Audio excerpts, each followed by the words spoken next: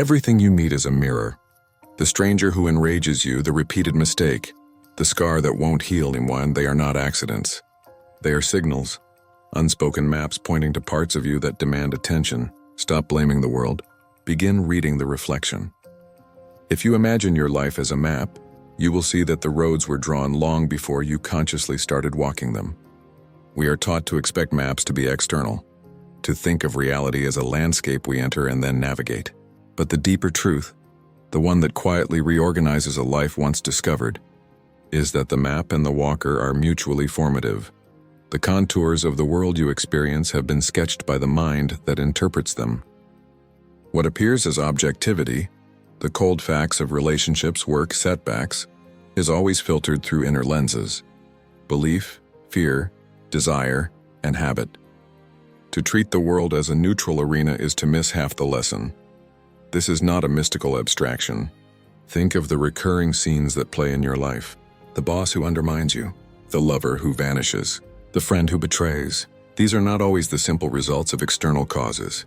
Often they are arrangements you are repeatedly invited to notice because they mirror something in you. The boss who undermines your worth might be mirroring a deep internal vote that you are not competent. The lover who leaves might be echoing the part of you that does not accept warmth without test. The friend who betrays points to the place where your own boundaries are porous. This mirror principle is not moralistic. It is diagnostic. The reflection is not a judgment from the universe. It is an instrument of self-knowledge. When a pattern emerges and you treat it like bad luck, you defer the real opportunity, the chance to enlist the pattern as a teacher. The mind is a participatory organ. We do not merely react to the world, we co-create it. The habits of perception sculpt the events that match them. The repetitive pain in your life is less a curse and more an emissary carrying information. Start with observation. Observation is not the same as blaming. Watching without accusation gives you the clarity to see whether a scene is a mirror of fear, longing, avoidance, or need. People who learn to observe their reflections do not become detached automatons. They become skilled interpreters. They ask the question, what in me is being activated right now? Instead of saying, they made me angry, they say, this situation revealed where I still hold anger. This shift, from external blame to reflective inquiry, is the pivot that leads to transformation. It does not mean you become responsible for others' poor behavior. It means you become responsible for the way you respond. And in that responsibility lives freedom. If your inner compass is misaligned, no external compass will guide you well. The mirror is the only true calibration tool you possess. Now, calibration requires patience. You will not resolve a life's tangled map in an afternoon. The mind resists being seen because many of its protective structures were built to survive previous injuries. The mirror sometimes reveals things we would rather not know. Cowardice disguised as prudence, craving disguised as dedication, isolation disguised as independence. But the more honestly you look, the less you must repeat the same carpentered scenes. The map becomes editable. The practice of inner cartography can be as simple as a daily question. What did today show me about myself? Keep asking and map the recurring themes. Notice how your inner weather, irritation, impatience, longing, finds corresponding climates outside. It is astonishing how quickly the weave of life begins to change when you alter the loom from which you read it. At the same time, be tender. The mirror is not a whip but a subtle diagnostic. Do not swing between self-flagellation and denial. The path is in between, rigorous honesty with a compassionate stance. Recognize that each reflection is a doorway. Open it without fear and you will find an interior room that desperately wishes for light. Finally, remember, the practical consequence of this principle is empowerment. If reality is a mirror, you are not subject to its tyranny. You are not helpless before events. By altering the inner frame of interpretation, by shifting belief, recalibrating desire, and reorganizing attention, you change what the mirror shows you. What once seemed like perpetual misfortune becomes a sequence of opportunities to correct course. The world is not indifferent. It is responsive, and your attention is the lever. When you learn to read your life as inner cartography, you become a cartographer of your own destiny. The map no longer confines you, it informs you. The mirror becomes a teacher. The teacher becomes a guide. The guide becomes a hand that helps you redraw the lines of possible futures. Repetition is the language the psyche uses when speech fails. When we ignore or repress an internal truth, it returns in the form of pattern. An offended lover returns again and again until you finally ask the right question. A financial calamity repeats until you look at the belief that says you are unworthy of wealth. A friend selection keeps failing until you examine the script you hold about trust. Patterns are not punishments. They are messages, encoded in behavior and circumstance waiting for translation. Begin by recognizing the difference between habit and pattern. Habit is a mechanical loop often formed by convenience. Pattern is a meaningful repetition that carries intentional content. You might habitually scroll at midnight. You might be patterned to choose emotionally unavailable people. The former is an energetic cost. The latter is an instruction. To translate patterns, you must slow down and ask precise questions. Where does this pattern first appear in my life? What was the earliest memory connected to it? Often the roots are found in a childhood scene where an unresolved need took form. The memory is not always tragic. Sometimes it is merely a formative belief. The day no one celebrated your small victory. The time your vulnerability was mocked. The moment you were told you're too much or not enough. These moments are seeds from which patterns grow. Patterns are merciful in their persistence because they keep offering the same lesson until you internalize it. Imagine a teacher who repeats the same problem until you finally understand the method. Frustration is a sign of proximity to the lesson. Growth is not linear. It spirals. Each repetition offers an opportunity to see the choreography more clearly and to choose otherwise. Working with patterns requires 3 steps: recognition, excavation, and enactment. Recognition is the willingness to say, "This is happening again." Excavation is the deliberate work of tracing the pattern to its origin, often through journaling, therapy, or disciplined reflection. Enactment is creating a new practice or response that interrupts the old loop. This is where change becomes tangible. New responses accumulate and eventually rewrite the neural groove. But beware of simple solutions. Patterns are stubborn precisely because they are adaptive. They once protected you. The person who always leaves before they can be left has learned a survival move. Interrupting the pattern without honoring its protective function will not heal the wound. It will create relapse.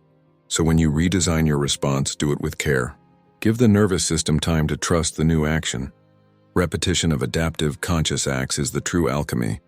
You replace the old pattern with a new, healthier one. One useful practice is to create small experiments. If your pattern is to avoid confrontation, practice short, honest conversations in low-stakes contexts. If your pattern is to chase validation, practice withholding that chase and instead affirming yourself internally. These micro-experiments build the muscle of new response without provoking overwhelm. Also, learn to see patterns relationally. They rarely exist in isolation. Your pattern in love matches a professional pattern, a financial pattern, and an inner story that linguistically ties them together. Unraveling one thread often loosens many others. That is the miracle of working intelligently. Lastly, honor the mysterious intelligence of repetition. It is not merely your enemy nor a punishment. It is a midwife. Patterns persist until you are mature enough to handle the fruit. Each repeated scene is an invitation to step up, to own a piece of self you have abdicated. When you accept the call, patterns change posture. They stop being traps and become milestones, markers of how much further you have come. There is a part of the soul that insists on invisibility, the shadow. It contains the traits we disown to survive: anger smothered into passive behavior, craving dressed as virtue, vulnerability hidden as stoic independence. We call these qualities bad or awkward, and we shove them into the basement of the psyche. But the basement does not stay dark. The shadow leaks and it finds expression through projection. Projection is the mind's shortcut. Instead of recognizing the habit of defensiveness in ourselves, we call another person defensive. Instead of seeing our jealousy mirrored in our relationships, we label the other as possessive. Projection helps the ego maintain its narrative at the cost of truth. It keeps the wounded parts unassimilated. To begin shadow work, first accept that you possess a shadow. This is not condemnation. It is a human fact. The moment you accept your shadow's existence, you stop giving it fuel through shame. Then practice naming the trait that flares when you are triggered. If you feel rage when someone criticizes you, ask, "What is that rage shielding?" Often the shield hides shame, fear, or a wound from dependency. Shadow work is not a solo heroic fight. It is an inward conversation requiring honesty and tenderness. You do not exile the shadow into oblivion. You invite it into the light, hear its grievances, and ask what it needs. This dialogue reframes the shadow from enemy to guardian. The parts you rejected often protected you from deeper injury. Integrating them does not make you darker. It enlarges your light. Projection has relational consequences. Every projected quality creates distortions between you and others. You will find yourself entangled with people who mirror the disowned parts, offering endless opportunity for healing if you accept it. When you stop projecting, relationships clarify. People cease to be perfect antagonists and become honest participants in mutual growth. A practical method is the flip exercise. Identify a quality you intensely dislike in another. Now imagine that quality in yourself. How might it have protected you? What story in your life explains its presence? This flip may feel awkward at first, but it is the beginning of integration. Integration also changes behavior. When you recognize your own envy, you can choose gratitude practice instead of sabotage. When you own your neediness, you can self-soothe instead of demanding others prove your value. Each act of internal acceptance reduces the outer repetition of similar situations. Shadow work is a long apprenticeship. It will not be resolved in a single retreat, but its steady practice transforms reactivity into presence.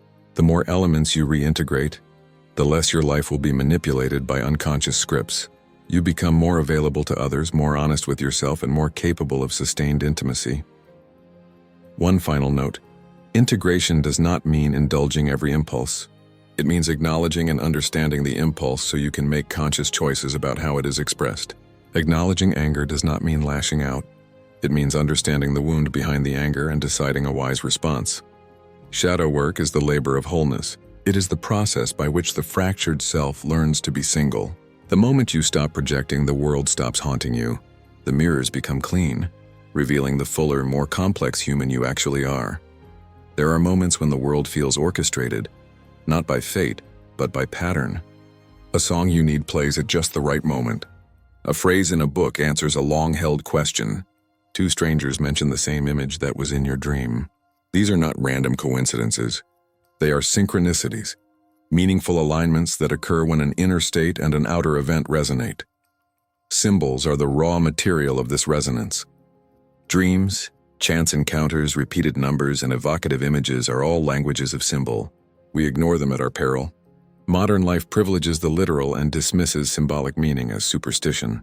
But the psyche is symbolic by nature. To neglect symbolic information is to cut yourself off from vast wells of unconscious guidance. Learning to read symbol requires humility and curiosity. Start by noticing which images recur in your inner life: animals, landscapes, objects. What emotion accompanies them? What associations arise? Keep a symbolic notebook. Over time, you will form a personal lexicon. To you, an overturned cup might mean exhaustion. To another, it might mean abundance released. Synchronicity works differently from cause and effect. It is a causal meaning. When an inner state becomes acute, despair, longing, clarity, the world responds with an event that matches the intensity. This is not magical thinking. It is the psyche's habit of communicating through pattern. The more conscious you are, the clearer the signal becomes. Symbols and synchronicities also bridge the gap between personal and collective meanings. The same archetypal image, like a journey, a birth, a dragon, appears across cultures because it represents universal processes of the human soul. When such images surface in your life, they often indicate that you are undergoing a transpersonal shift, not merely a personal problem. Recognizing this lifts ordinary frustration into epic context. Your trial is not just a failure. It may be initiation. To work with synchronicity, practice the posture of reception. Stop rushing through life. Slow the mind. Notice resonant events and record them. Ask, what is this event pointing to inside me? Use symbolic association rather than forced literal interpretation. If you are searching for a job and then repeatedly see images of doors closing and opening, ask what door in you is closing and which new one is gesturing open. Another practical tool is incubation. Pose a clear question before sleep or during a silent walk. What must I know about my relationship? And then be attentive to images, phrases, or chance encounters that seem relevant. Often the answer will come in metaphor rather than sentence. Your job is to translate. Finally, symbols and synchronicities invite you into participation. They are not merely signs to be deciphered. They are invitations to co-create.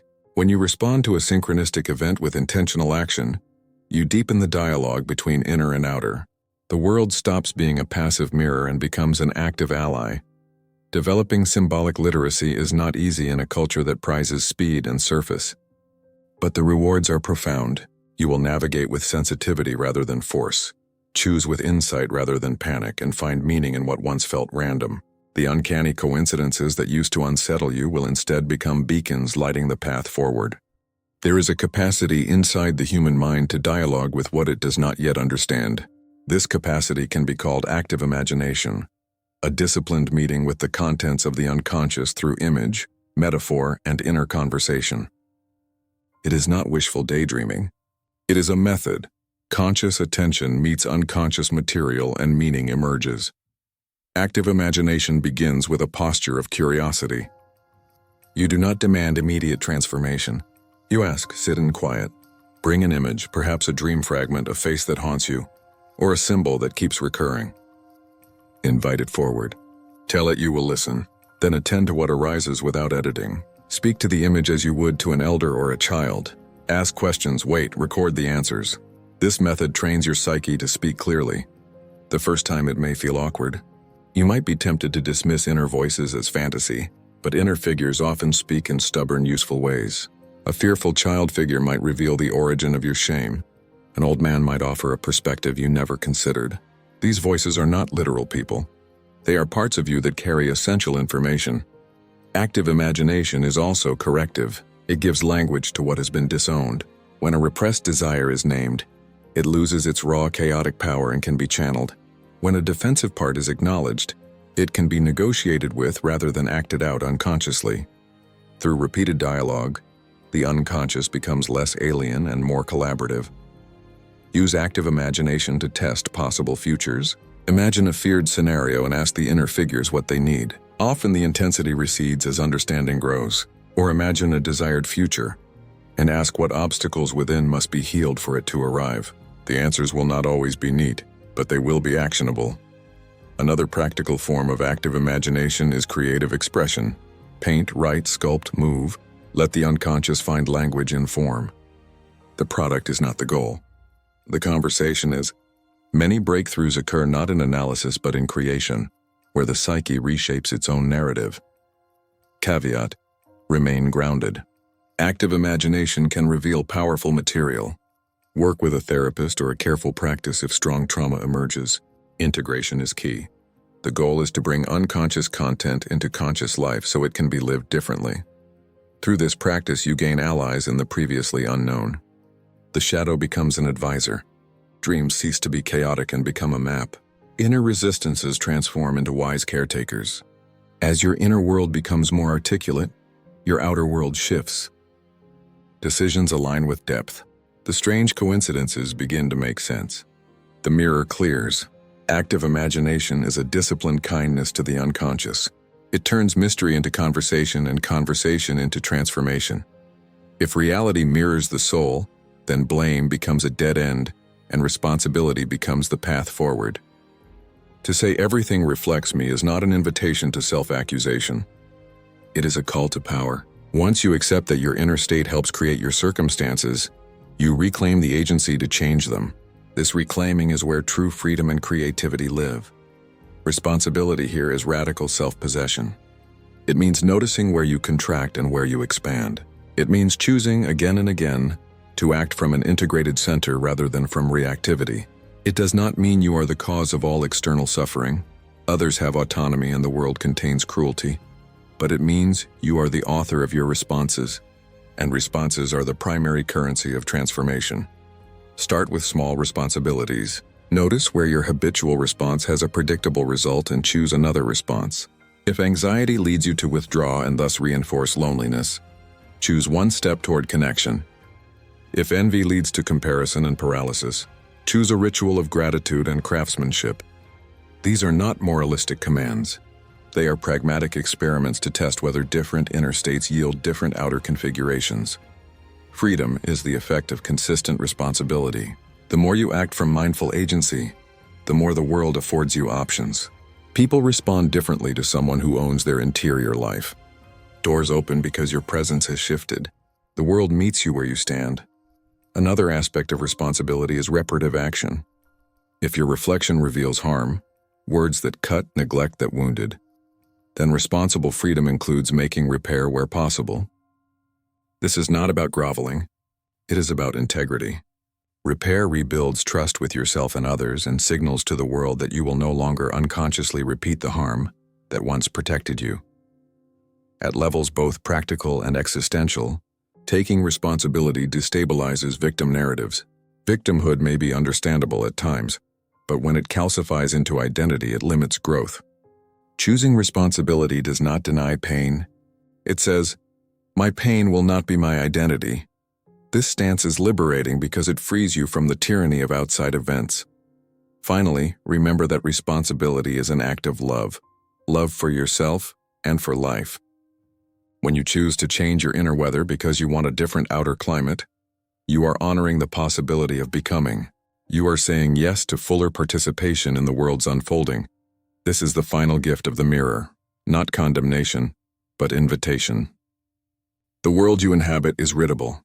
The reflection is a draft meant to be edited. Take up the pen with humility and courage. Rewrite what no longer serves. Practice new ways of seeing. As you steward your interior, the exterior responds. In that dance between inner and outer, you find the deepest freedom, the capacity to be both author and beloved character in the unfolding story of your life.